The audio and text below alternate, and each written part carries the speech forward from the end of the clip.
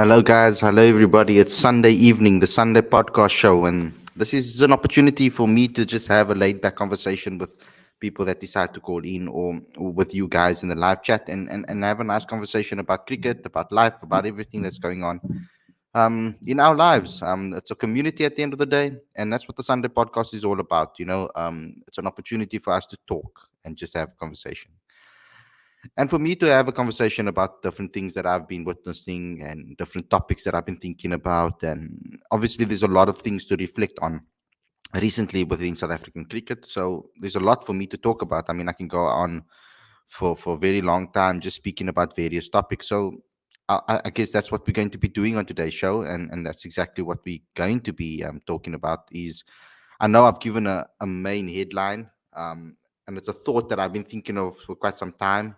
Um, when it comes to us as fans, obviously we always have this ideas of who should be selected, who should not be selected, which players should be in the side, which shouldn't. And majority of the time, we are calling for new call-ups, ultimately maiden call-ups, to be added to the team. Now, when it comes to that, there are different types of criteria that we can look at, of course. Now, some people will look at stats. I think majority of people probably would that look at stats and overall stats, particularly. So, for example, in first class cricket, if you want to look at how good someone is and whether someone should be right for the test arena, you'll probably look at the first class stats and look overall on Cricket Info and various things to have a look at how that player has performed. And we generally tend to look at that fixtures, look at that stats and draw a conclusion according to those stats. So if someone averages a certain amount and in test cricket, for example, and has a certain amount of 50s or hundreds to their name, generally people will start calling for them to be selected in the test arena. Now, there are different positions within Test cricket. And obviously, we know that as a batter, it is quite tough to decide who bats where and who should be selected and who shouldn't. Now, I know I'm going to go through all the genres, but I'm going to start with the Test arena. For example, there are certain guys that get selected into squads, and the stats don't necessarily give the full picture or paint the full picture, or they don't tell the full story. So you can look at a guy that has maybe averaged the season and has averaged quite a higher season. And I think someone like maybe Kayo Zondo could be a good example of that, where 1 200 really pushed his average up really high. And if you look at the consistencies and where that 200 was scored and or where those runs were scored, etc., then it will tell you it's a certain picture. Now, generally speaking, when you're talking about any type of player, that's how it is. There was a narrative going around 2 seasons ago when Reinhard van Tonder came through the system. And I mean, I've been a big supporter of his for a very long time, a big fan of his for a very long time. I mean, I saw him at Kyle Majolovics and then under 19 level, and interviewed him quite a few times and had conversations with him. And I've always been a big fan of his attitude and his mentality and his ability with the bat and to his ability to be able to spend long hours at the crease from such a young age where in our system in South African cricket, you don't really necessarily get opportunities to play the long format from a young age. Club cricket doesn't have 2 day cricket anymore. So that's taken kind of the last opportunity for these younger guys to to get a chance to play the longer format of cricket. So we've got only the first class arena to really judge our players and to see what they are capable of. But like, let's go back to Reinhardt as an example. And in his first season, he was excellent. Now, he didn't bat in his usual position in his first season. He opened the batting actually a couple of times and scored a couple of half centuries. And then his second season, he scored over, I think, 700, 800 runs, probably around about there, maybe closer to the 900 mark, actually. Batting as a number three, his actual position that we know him as. And he was scoring a hell of a lot of centuries. But the story didn't necessarily tell the full picture because on slower tracks, on spinning tracks, on slower wickets, where batting was a little bit more difficult, he wasn't necessarily putting in the performances or getting the runs on the board that was representative um, of his actual average that you can see at the end of that season. Now, a lot of his runs were scored in Bloemfontein in that season. So it tells a certain picture because those are flatter wickets, easier to bat on. The ball comes on the bat a lot better. It's easier to find the gaps and control your shots. So his average obviously looked a lot better when you looked at it in that manner. But if you dig down and deep into certain people's performances and in certain people's stats, it will tell you a different picture. And that's why I call so much for scouting, um, from a selector's point of view. That a selector looks at this, like for example, I would like this to happen. Maybe it is happening. I don't know. I haven't spoken to Victor in about this specifically. But when you look at the stats, for example, and you look over a period of time, stats can tell you one aspect, but it doesn't tell you about the mentality, the match situation, what conditions they played in, what pitches they played on, uh, how important was the knock in the context of the game. All of those things are not necessarily easily available. So this is why I push for wanting to see scouts asking questions regularly and putting players in a bracket, you know. So for example, if you see a player that is really talented and you know that he's a good driver of the ball, and um, yet he played a particular match where majority of his runs was not coming off drives, he was playing other shots, it tells you a different idea about the player, you know. So those are the type of things that you can't necessarily see in stats. So it's a question that I actually wanted to ask a lot of you guys in the fan base, and probably maybe leave you guys with that today at the end of the show to answer. And that is, what do you look at when you decide whether someone should get a maiden call up or not? Um, because ultimately, majority of fans, when players are not informed or performing at the top level, we call for new blood or fresh blood into the team. So what I kind of want to know is what you guys actually look at, or what do you decide? What is your criteria when you're looking at a new player and deciding whether they should be selected in the side or not? Is it particularly the average that you look at? Is it a combination of the hundreds and fifties? Do you guys go into the stats deep in depth and actually go look at where those runs were scored, what the match situation was? I know there's not a lot that you can tell from scorecards, especially not to the domestic scene because there's no commentary involved with it. But you can get some sort of sense on what that knock meant to the team. You can actually look at that by seeing the fall of wickets, etc. And there's ways and tricks of you finding that out. So I guess I'm going to pose that question to you guys, in the live chat and fans that are watching the show today, and pose it to you guys and see what you guys think. What do you look at when you decide whether a player should be selected or not in a national team, whether it is in the T20 arena or not? Because it's also great to be able to see it in the T20 arena. It's a lot more fickle, a lot more delicate, with regards to selecting certain players for certain roles within teams, you know. So in T20 cricket, for example, there's strike rate is so important, but it's pointless having a great strike rate and not being able to score runs consistently as well. So I think a combination of both needs to be looked at, and also positional wise, because I see a lot of people calling for certain players to replace others, but they're not necessarily in the same role or position within the team. Like, I've seen a lot of people actually call for more middle order batters, but then the opening position is actually more our problem. At least currently, it is. We're not finding that synergy between. We haven't been finding that synergy between Temba and Kwani at the top of the order quite recently. And now Temba's injured again, so it makes even more difficult for them to find that partnership that we were hoping that they could build. So T20 cricket, obviously, you're going to look at things differently. Even the way you maybe pick your keepers, the way you pick your all rounders, or which particular all rounders you select, because you know I've seen a narrative about, for example, George Linder, between George Linder and Bjorn Fortuin. A lot of people have gone crazy on online and on social media for George Linder to get into the team. But if you look at the international records, um, with bat and ball, which is actually counts, I think counts for more than your domestic um, record, especially if you've played more than 10 games.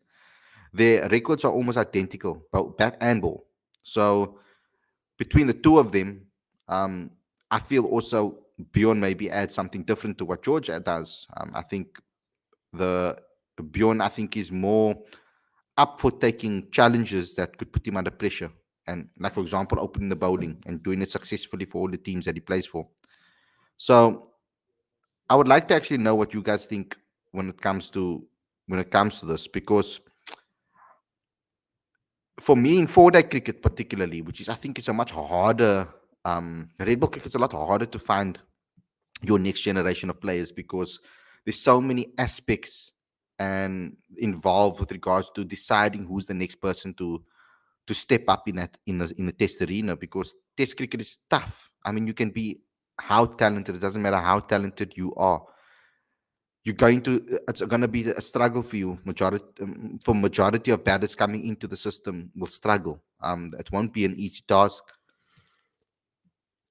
We can see how someone like Virat Kohli, who's so talented and immensely talented, and who was the number one batter for so long, is struggling in recent times to find that form again with all the talent that talent that he has.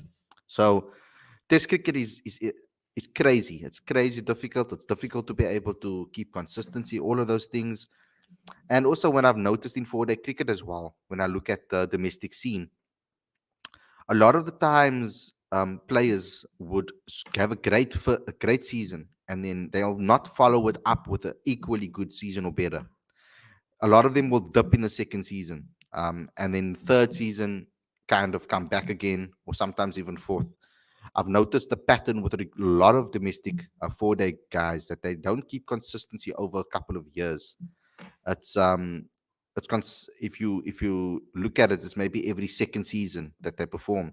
Then you get your exceptions to the rule that perform consistently every season. Like, I mean, Calvin has kind of kept his average and his style and his way of play quite consistent from when he won Newcomer of the Year in for the for Cricket South Africa awards. He won the Newcomer of the Year, I think it was in 2016, 2017, and he's kind of kept that same consistency throughout his career for Western Province Blitz and Cobras. So he's kind of shown that consistency. David Bedingham similarly too, but there was a kind of season where he did dip a little bit as well, and then but that was also because I feel of a lot of interruptions of him being in and out of the team, with regards to selection. So you will see that in 4-day cricket. It's something that I've come to kind of accept. Saxini Temekashile as well is another person we can maybe talk about, that is a famous example, who had a great first season, scored a 50s galore, could never convert them though, or convert them to centuries. And the following season got given the captaincy, etc. But then he couldn't perform at the same level that we saw the previous season.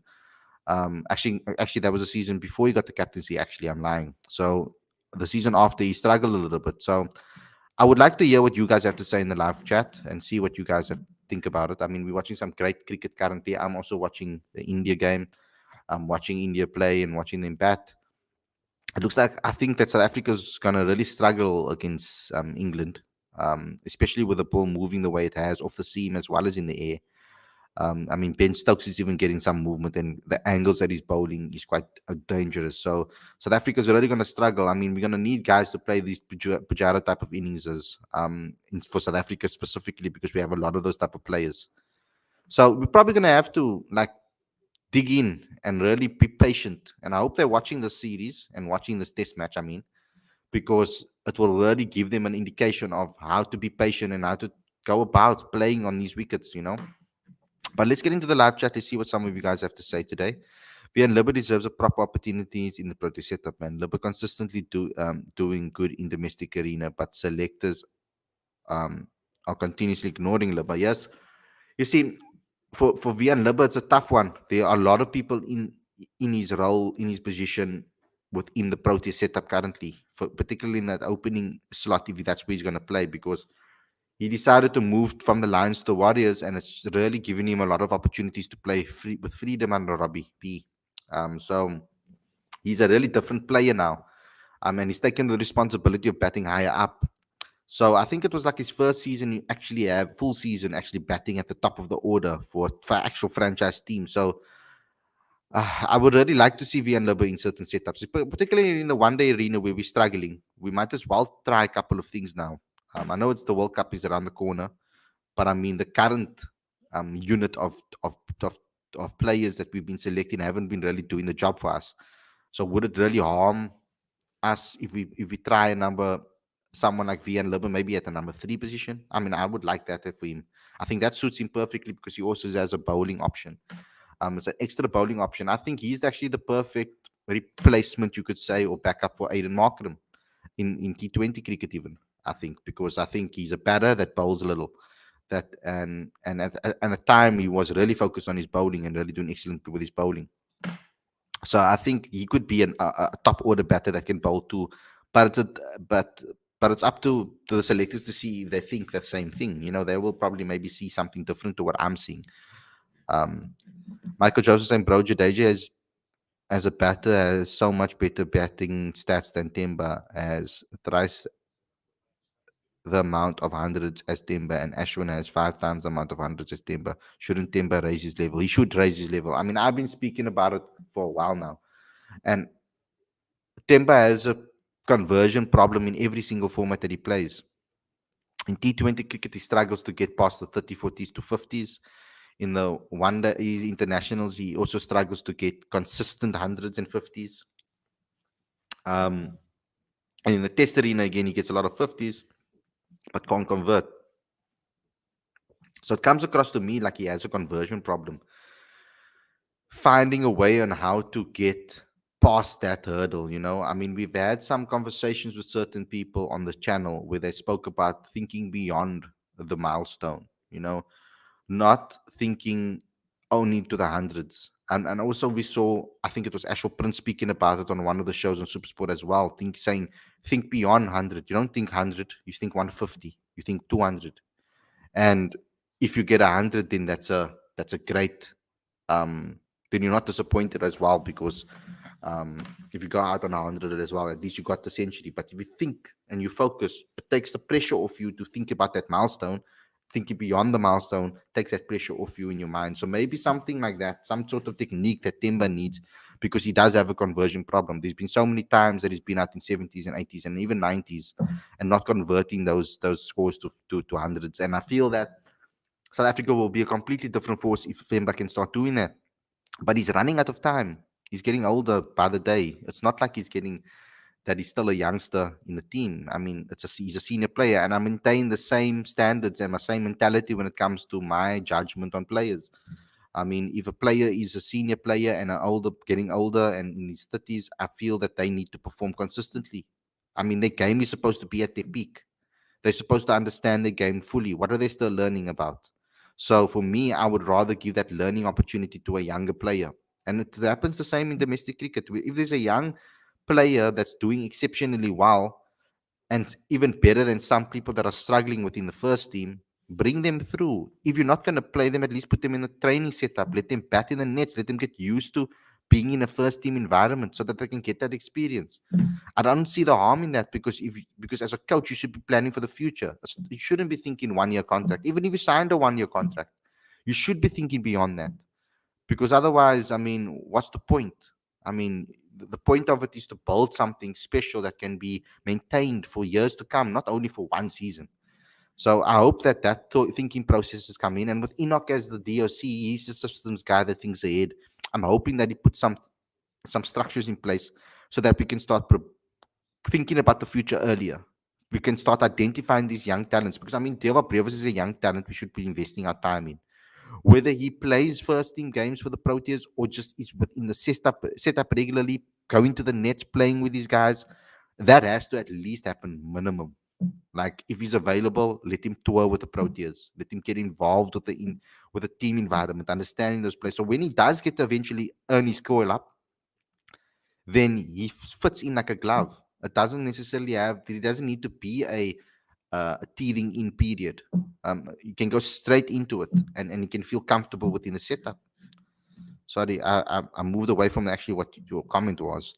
Vian Libert deserves. Okay, you already said that. Consistent form.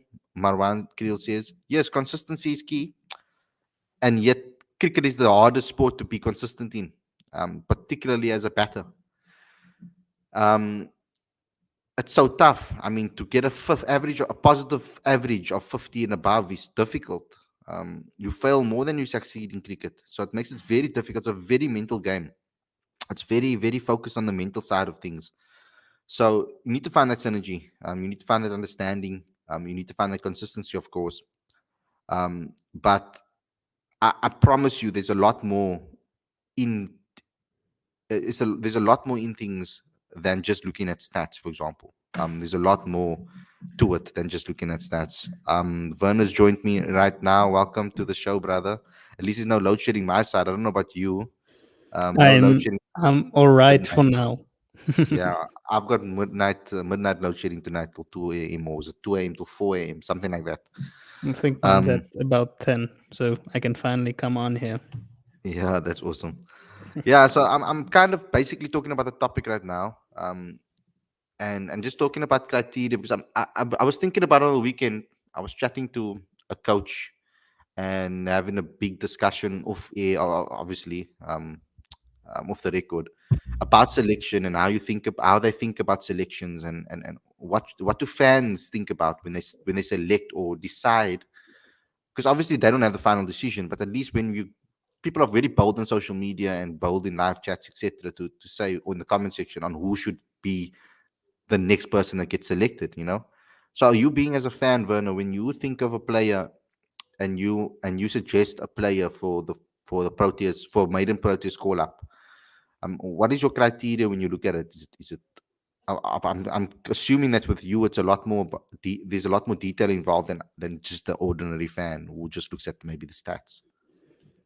I guess most of it does start at stats because if you're averaging 15 first class cricket, there has to be a reason for it, right? So you'll probably start there and then you'll look at, okay, but where is this guy scoring all his runs? Is it all at one place on a flat track? And that's the reason. Against what type of bowlers is he scoring it?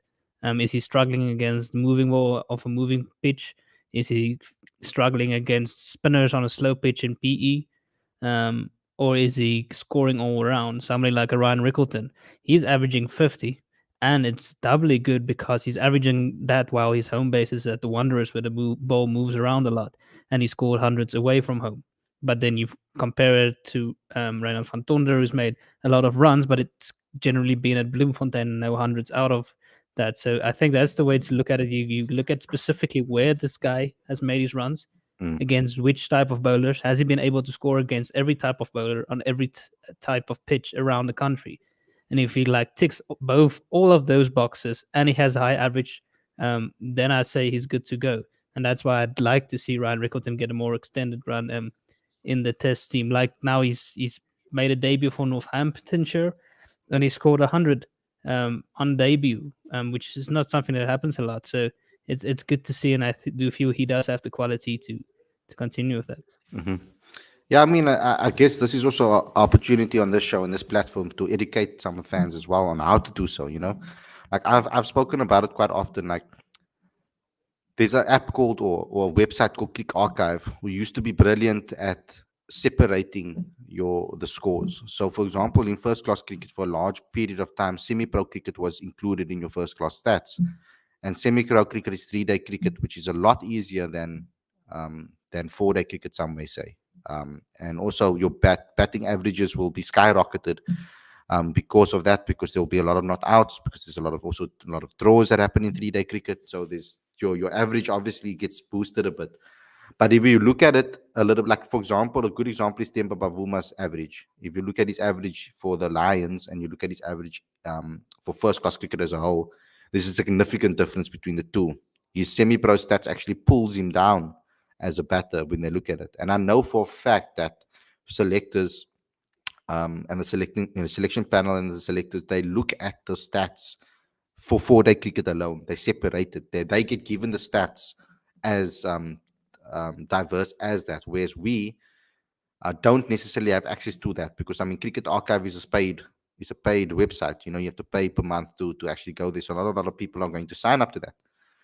And now recently with the new division structure, it's confusing. I don't know how they've separated it now. So I can't do that as I used to before. But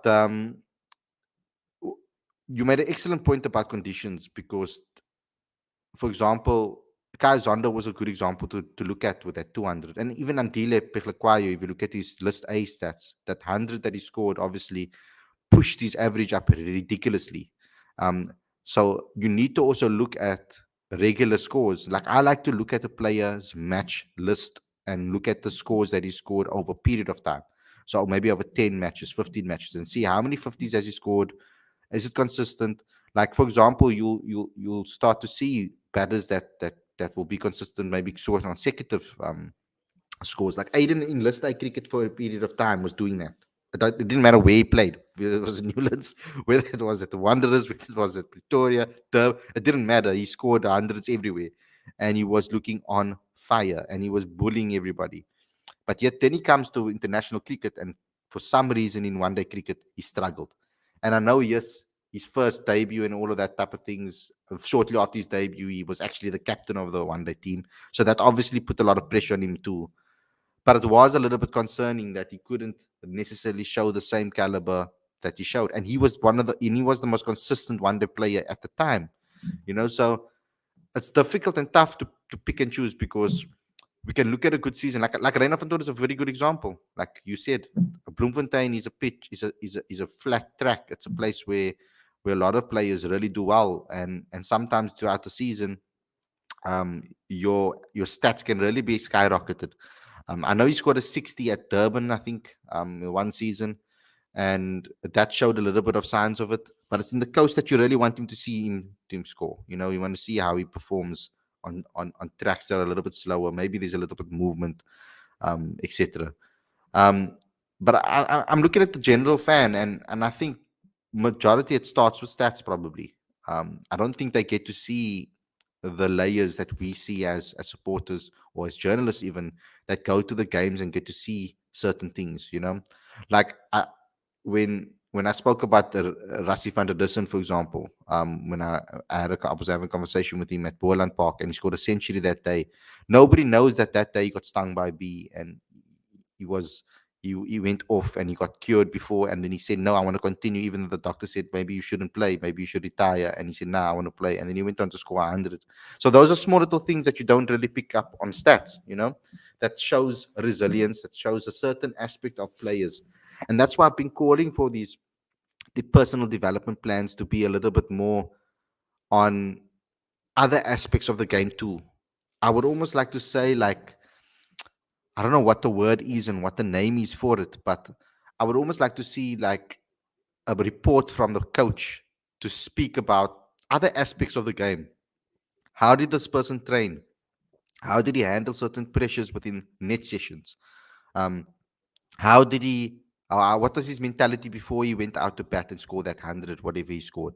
Um, what is his attributes with regards to coming in difficult situations under pressure and then scoring runs consistently? Like us as journalists kind of wrote that narrative about Calvarena because we went to every single game to watch the Cobras play. Whenever they were at home, we watched him. And then we saw on a regular basis him coming in when there was 4 down, 5 down, and then saving the team and taking them to victories. So we saw that firsthand. But we don't get to see maybe if Ryan Rickleton is doing the same thing for his team unless we're looking at the score sheets. We can maybe see, oh, look there, he came in at 5 and he scored 100 or whatever the case may be. So from that aspect, Werner, how do you go about doing that if you can't go to games, etc.? How do you manage to keep track of people all around the country to see what they are doing as a fan? What sort of advice could you give to some fans to do the same? Yeah, it's difficult to see more than just stats. I think these days it's at least it's a little bit better now that we do see most of the matches on YouTube.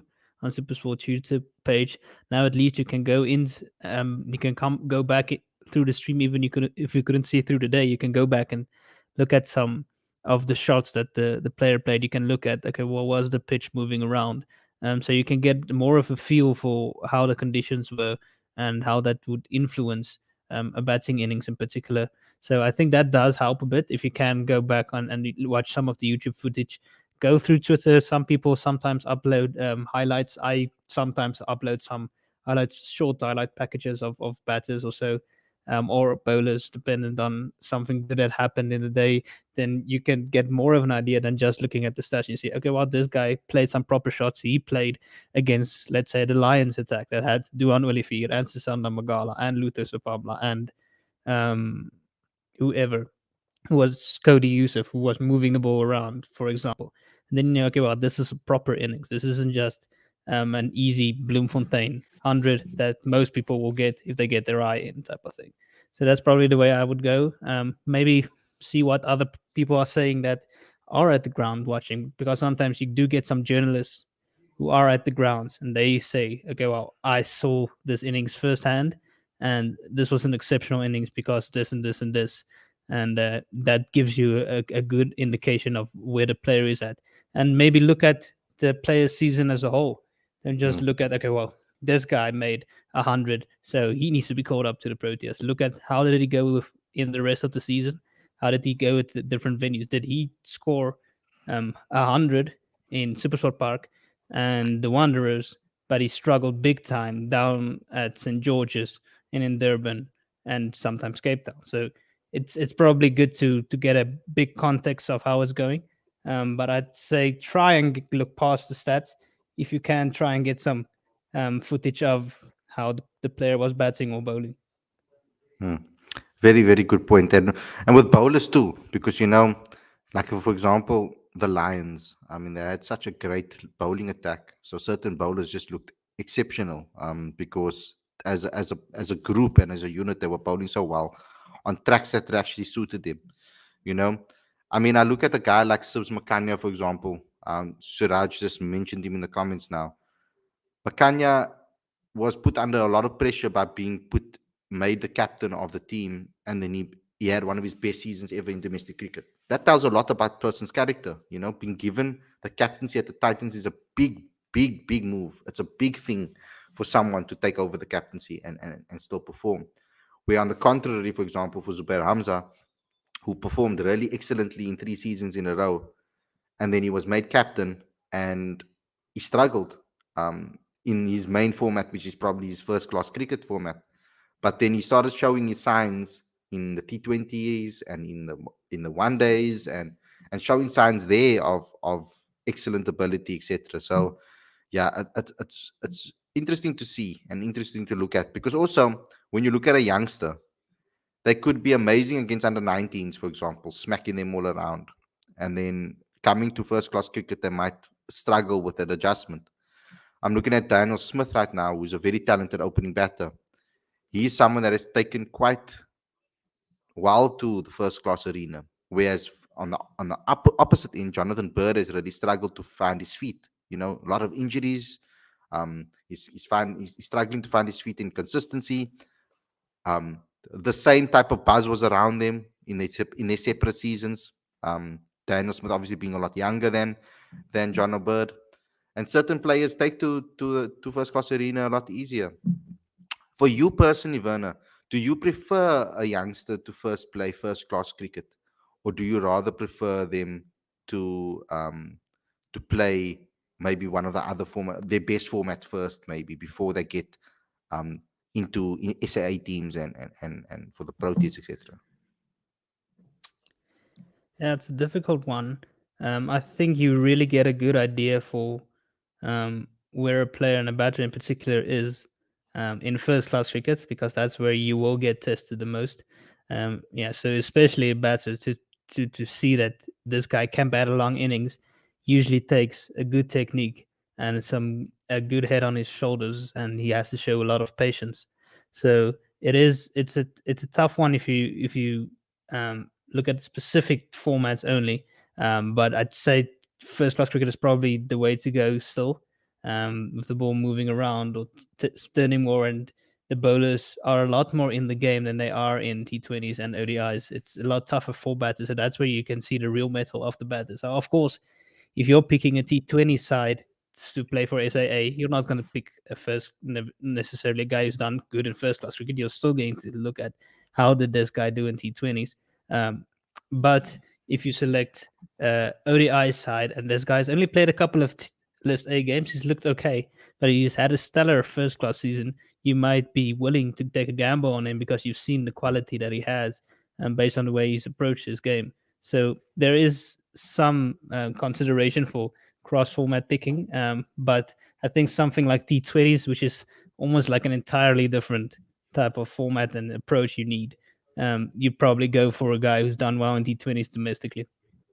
Mm. I mean, when I look at it, for example, for a guy like Tristan Stubbs, I think that first class cricket can really teaching something that can take his revolutionize his game. Maybe it can also maybe add a different aspect or arsenal of shots to his game that he might be able to convert into T20 shots. And I think that it also will teach him that patience. That when the ball is not there to maybe be smacked at the park, there's other ways to score runs. And I think first class cricket will show him how to find those gaps because there's no restrictions in the fielding and all of those type of things. There's gonna be it takes a lot more manipulation, etc., to teach you how to be that patient. And I think that a guy like Tristan, that he's maybe considered as this high strike rate type of individual, he really can learn from that. Similarly to someone like that, to someone like Deva Previs. I mean, in Test cricket, unless he's going to start scoring runs like the English do, some of the English batters that want to come play the ODI cricket here, but in a Test match. But I mean, I think it will really teach him discipline. That he can't only play those posing shots. Sometimes he's going to have to play a normal cricket shot to get the runs. And I think first class cricket is going to teach him that because long hours in the middle against other opposition guys that are also trying to fight for a Proteas spot. They see a youngster like him come into the system. That is a lot of buzz around. We know how cricket chirping happens and those things that happen. And I think it's going to be a little bit of a wake up call for him. I think I don't think people will necessarily be completely nasty to him, but you'll get a little bit of friction. I mean, we heard about Neil Fulani, some of the stories that he told us about things that he faced as a young cricketer coming through against opposition teams and players. So I think that toughens you up, that treats you, that shows you something else and something different. But I'm very concerned, though, particularly about red ball cricket, about the exposure to the long format for our youngsters. I'm very concerned about that specifically. Seeing that two-day cricket is no longer in club cricket anymore. How are these guys going to get the opportunity? I mean, time cricket for me doesn't teach you enough. Time cricket for me helps your openers to maybe your 1 to 4 or 1 to 3 really benefits from time cricket. Um, they'll score majority of the runs if they're in. Majority of the time, they'll be the stars of the show. And you don't really get to test those middle order guys, like we're going to need a replacement for Temba Bavuma, someone at 5, 6 that can score centuries, other than Quentin de Kock. Obviously, we're looking at Kyle Verreynne to do that. Kyle Verreynne is supposed to be that person that will now take the Cock's place and start scoring centuries at the bottom of the order, whatever the case may be. But you can't necessarily, school level, you can't necessarily pick that up. Maybe if you have a really good eye for talent, you might be able to see that. You'll see the way they approach their 50 over games.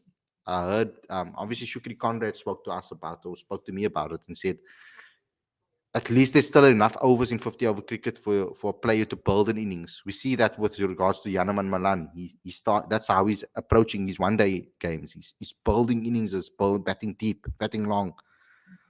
So what do you think can be a solution for that so that we can start to pump more first-class cricketers or guys that have the abilities to be able to play the longer format? Because I think if we don't start doing that, we're going to continue the cycle of just picking the most experienced guys in first-class cricket. Like we've done now with Kyle Zonda, for example. He's one of the most experienced.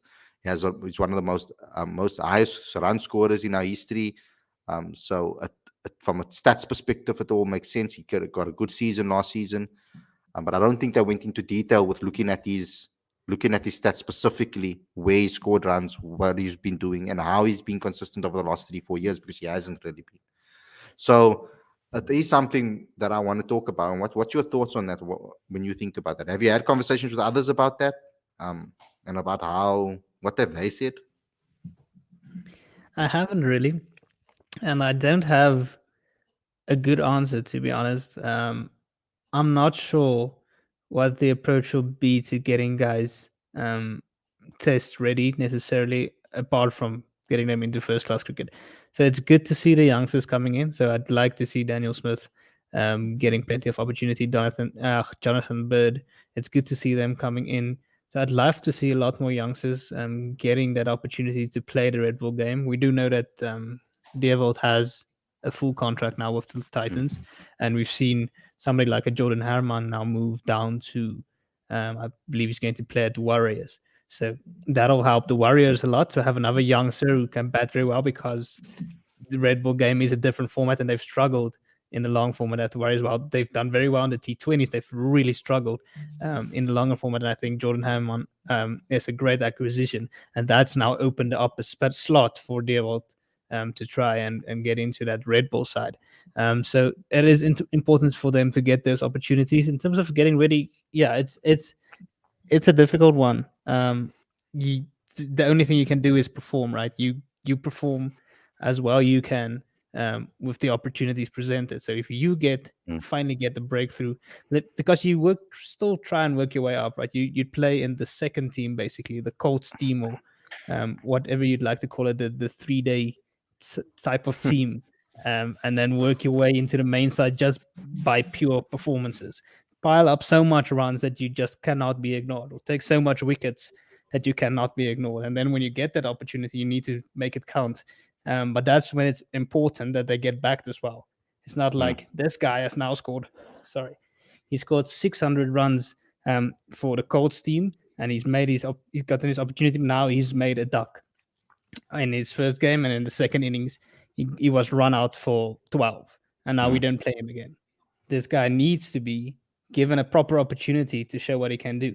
Give him 4 or 5 games. Let's see what he can do. If he's really not up to it, and you can see he's all over the place, he has no clue against the Pacers or the spinners, then fine. Then give somebody else an opportunity. But if you can see there is some potential there, this guy is really striking it well. He's just been unlucky a few times. Give him an extended run. Same with the bowlers. If you can see this guy is genuinely continuing to beat the bat all the time, he's just not picking up those edges, or he has dropped catches of his bowling, because that's another thing you won't see in stats, right? You can look at the yeah, stats and see this guy has played a whole day. He's only picked up 1 wicket in the 25 overs he's bowled. Meanwhile, he has had 3 catches dropped off his bowling. So those are the type of things that's very important to look at as well.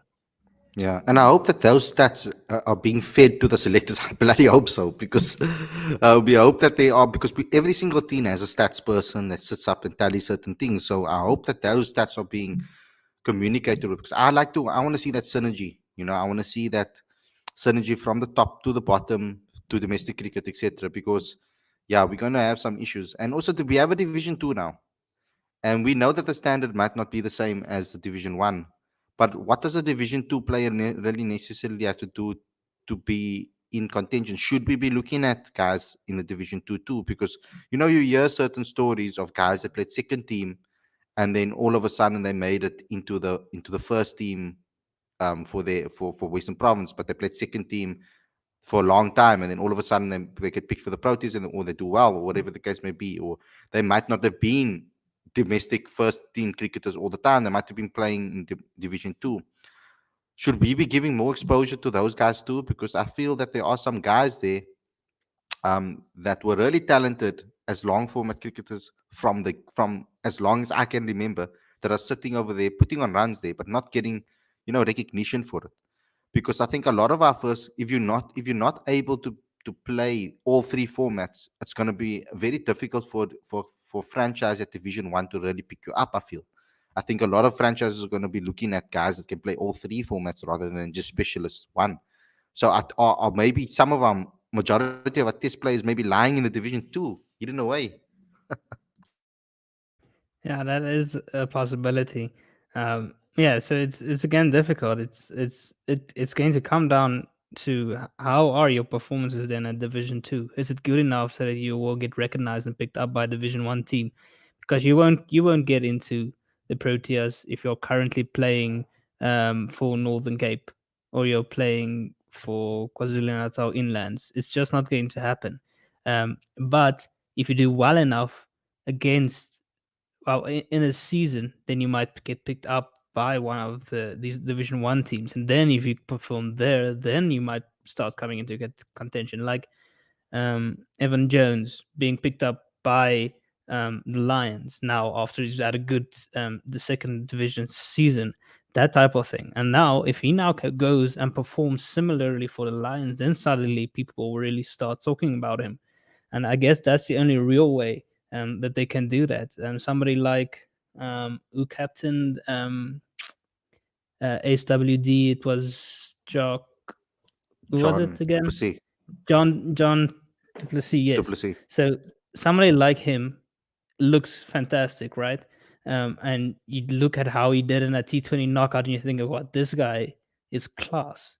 So, but he hasn't really dominated the second division just yet.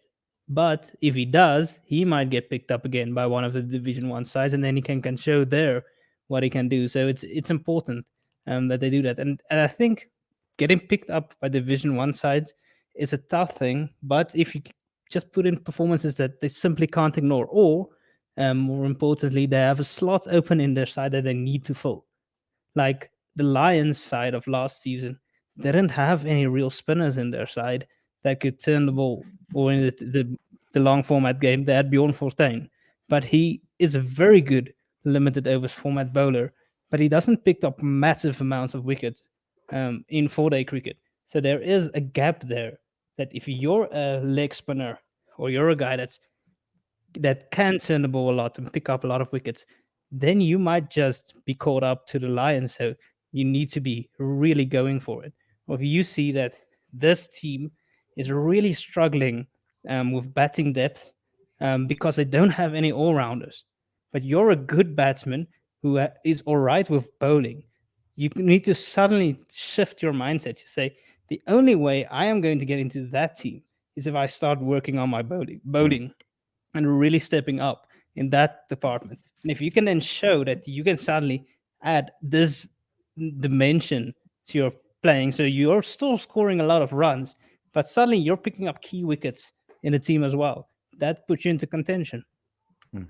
And that's something that I was hoping that Ruanda Swart can try to do, because I mean he was such a talented player when I was watching him come through the system, and good batter and good bowler, like for him. Unfortunately, it was like it hasn't been a season yet where he's done both extremely well consistently. It's like one season he's been really good with the ball, and the other seasons he's been really good with the bat, and then sometimes it's a mixture of both in one season. So he's shown signs of it, but we really need to look at it and see how we can really build a system that is a pipeline that is on autopilot almost, that is actually finding these players and looking at beyond just the stats, looking beyond just the what is written on a score sheet. I think that there needs to be a lot more in depth discussions with analysts, etc. I mean, the Lions have a brilliant analyst. We know about it. So um, those, like for example, you wouldn't be able to know that. For example, with Vian Libber, I mean, with Vian Mulder, sorry, at the Lions, he was doing very badly. Or he has been doing really badly in first class cricket, particularly red ball cricket. Hasn't really been at the level that he would be happy with. But every single time he lost his wicket, he was straight up there into Prasanna's office having a conversation about where he went out. Same with Josh Richards. Josh hates losing his wicket. I mean, I'll never forget the Kamajolo wicket. I think he went out on 97 or 98 and he lost his mind. He was so upset. Like he came off. He was like, no, I can't believe it. And he was really upset about it.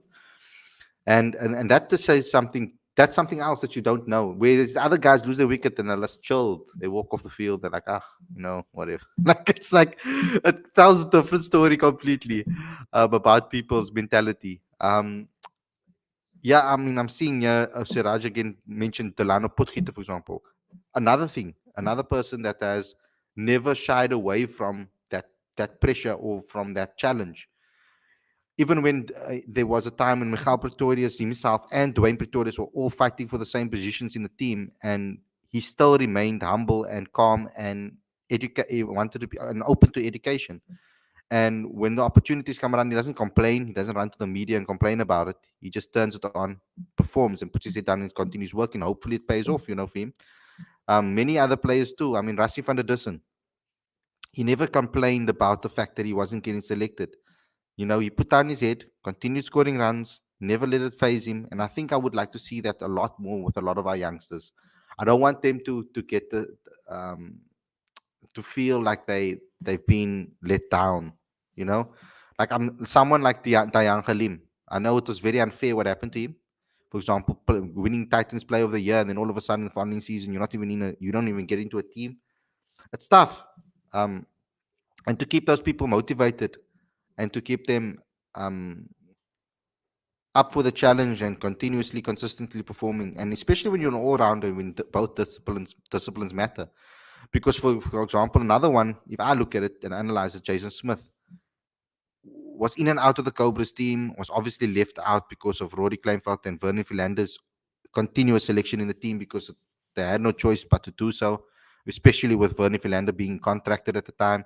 So he would score good runs against the Titans one week and then get dropped up the following game, and no one would understand why. He takes 3 wickets and scores 60 runs, and then he gets dropped the following game for someone else that doesn't do as well. So those things happen within teams. How to cope with that and how you bounce back from that is important. Now he moved over to the Dolphins to get more game time. Started off amazingly, but then the same habit started to creep in now recently, with regards to him being losing his wicket, losing concentration, maybe not getting the regular runs and the wickets that he was at the beginning. So he needs to find a way on how to get out of those ruts. Because in the past, there's been a consistency with regards to him falling into these ruts, not out of his own fault either. Sometimes it's because the coach has selected something that is or forced into to certain selections. So those are aspects of the game mentally that he needs to maybe work on. Getting out of that mentality, and those are things that you can't see within the stats. Further, let's get some final thoughts from you. I mean, there's a lot of things that have happened recently in cricket. There's a lot of cricket happening at the moment, all on TV. So yeah, is there anything you want to leave the fans with? Yeah, a lot has been happening. I've enjoyed the new approach from England, um, the attacking brand. But I think that type of thing you can also only do if you have a few batters that are in form. Like Johnny Bairstow is probably in his prime right now, and he's destroying most things that are in front of him. But still, India are comfortably ahead in the match against him. So, in against them. But I did enjoy the approach. It'll be very interesting how we will go against them in the Test series in particular. Mm, I feel we have better bowlers than most teams, and I don't think they'll find it as easy against us, especially if the ball is moving around a bit. Maybe on the oval where it's flat, maybe they will be able to lay into us a bit, but then we might be able to do the same. I just want us to have a positive mindset when we're batting as well. I don't want us to now say, okay, well, that's not our game, so we'll bat at a strike rate of 40. We need yeah, to. I We was need going to to. ask you about that. Yeah, We. because it's I it's don't. almost like it's two different ideologies that because we play like this gritty type of cricket that Mm. we want to play, like within Dean Alger's image almost. Yeah, so I don't have a problem with us fighting it out and stuff like that, but it's important to still take the game forward. We can't have a negative type of mindset. It's something I've often criticized Rossi van der Dissen for in the test format, especially that type of thing. Like I just need to survive, get through this type of thing. No, it's so important to be proactive. To still look to score runs first, and then if you get a good ball, then defend it because you have the time in Test cricket. But to just look to defend the whole time and then wait for an extremely bad ball before you try and get a boundary or something like that is just not the way I think that the game is moving. and the way we should be moving. We should be looking for positive results in our favor. Like England are now like taking the extreme approach, right? But somewhere in the middle, they'll find their way and see that, okay, well, this is about how far we can take it. If we take it any further than this, then maybe it's a bit reckless. But they will find like that good ground. Say, okay, well, we're going at 4.5 and over without taking any risks. That's fantastic, and we'll run with that. And it feels like we just need to have kind of that type of positive mindset, not being reckless, but look to still take the attack back to the other team. And I feel like that's something we have lacked a lot in the past. I mean, I remember how extremely frustrated I was in that India series back in 2013 when we almost chased down 450 odd, and we didn't shut up shop between Philander and Stein in the end because we were losing wickets, but we still had 2 wickets left and we needed like 20 runs or something. And they were like, no, up to here and not no further. If we draw this, at least we can still go on and win the series. And I was like, Yeah, what? I That remember that is that. such a negative mindset. It's go for the win. If you then lose, so what? But at least you tried to go and you tried to go for that record. And that's what we as fans are looking for. Like we want to enjoy the game, right? We're here to see guys going for it. We don't want to see guys coming close and then deciding, nah, okay, let's stop here. I mean, England would, in the current situation, would never do that. They would be going for it. And still, cricket is important. You want to attract a good fan base, right? We are trying to get fans back in the Yeah. stadiums. We're trying to get guys to tune in again. We want people to be able to watch the whole test match and be excited to watch it. We don't want them to tune in like, ah, this is not going anywhere. They're not even trying, or that they're trying, but they're just defending, and they're not throwing any punches of themselves or from their point of view. So it's we want to be entertained. That's a fact. As fans, you want to be entertained. You want to see, um, obviously, still want to see us winning from any way we can. But it is important to play a positive brand of cricket. It is, and unfortunately, as fans, that's where the cricket's going. It's moving towards that, more positive brand in all formats. So, yeah, South Africa is going to have to adapt. We always take the other route. Everybody goes this way, and then we go that way. So, hopefully, that we can find that our own way of doing things and do it quickly. Because, yeah, I would like to see that. I mean, even in rugby, you can see that we've almost reverted back to our tradition. That what makes South Africa, and what has made us a rugby team that we are. Dominating with your forwards, making sure that you have a good running maul, all of those type of things. Scrums, dominating in scrums, making sure that you hit them hard, or like Rassi Rasmus said, you f them up. So like, Apparently, we so don't even need a good number 10 for us to win, so it can be done. exactly. It's the one aspect of the game that I scratch my head, because when I watch school rugby and I watch Varsity Cup, there are so many great fly-offs coming through, and I'm like, but why can we never find like the perfect fly-off for the Box? It's because I feel almost like they have to play a certain style to fit Mm. into the box setup. I think that's maybe why we struggle with fly-offs, because I want to Yeah, see some running if fly-offs. I mean, Damien Willemse yeah, was one of the best young fly-offs of his generation when he was coming through the system. I used to watch his games. He was phenomenal. Even at Stellenbosch when he was at for Marty's, he was exceptional. But yet yeah. they haven't played him in that type of fly-off role. He's always been having to do other things. But yeah, um, Yeah, it feels like they're taking guys and then changing the way they approach their mm, game. Like no, this is how our game plan is, and this is the only way you can play. You can't be expressive. You can't be number 10 and try and step the guys the whole time. Or Faf de Klerk is an exceptional runner with the ball, and he's very quick distributor and stuff. But they're like, no, you will be kicking the ball, and this is what you will be doing. And I feel like we did do that in cricket a lot as well. We take a guy from a domestic setup. This guy um, is has done very well as a number 6 batter now. But we're now trying to throw him in at number 3, or we take a guy that's the top of the order batter, and now we try who accumulates, and then they're like, no, okay, we're gonna put you in at number 6. Go out there and try and hit it big. I'm like, but this is not what the guy does for his domestic team. Why try and change him? Rather take what he already does and try to improve it, enhance it, than try to totally change the guy. mm, But yeah. yeah, that's true. And I agree with you on that. I mean, we can obviously talk for hours on this. But Werner, thanks a lot for joining me. I would have been me alone here for an hour, so thanks a lot for joining me, guys. Everybody out there, don't forget to smash that like button. Don't forget to leave a like, comment, and share with all your friends and family too. Also, download the latest issue of Cricket Fanatics Magazine monthly. Every issue is 100% free straight to your inbox every single month. Link is on the screen as well as in the description. You can also become a patron today. Link is on the screen as well as in the description as well. Guys, thanks a lot for tuning in. We'll see you guys again tomorrow for another daily show. Werner, thanks a lot for joining us, and we'll speak to you also very, very soon. To all the guys out there, have a great week, and I hope you guys enjoy your week and it's not too hectic, that you can get to the weekend, still refresh and enjoy your weekend even more. So, thanks a lot for support and coming on the show. We'll see you guys tomorrow. Peace, everyone.